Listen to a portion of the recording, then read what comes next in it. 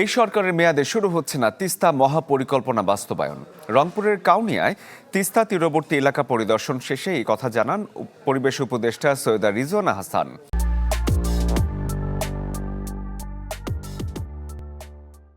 এ সময় তার সাথে ছিলেন চীনা রাষ্ট্রদূত ইয়াও ওয়েন। রিজওয়ানা বলেন, তিস্তা নিয়ে সরকারের সব দাপ্তরিক কাজ শেষ হয়েছে। এই সরকার না পারলেও পরবর্তী সরকারের কোনো বাধা থাকবে না। যদিও তিস্তা পাড়ের মানুষের দাবি, দ্রুত সময়ে কাজ শুরু না হলে কঠোর আন্দোলনে যাবেন তারা। এ সময় রাষ্ট্রদূত বলেন কোনো ভূ রাজনৈতিক চাপ দেখছে না চীন। এগুলো যেহেতু বড় রাজনৈতিক ইস্যু, আমরা মনে করি নির্বাচিত সরকার এসে এটা করাটাই ভালো।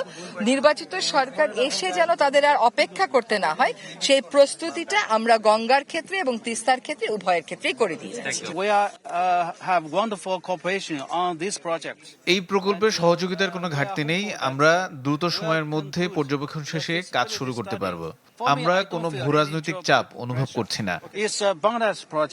So Bangladesh, as long as Bangladesh determined to have this project with China, will carry on.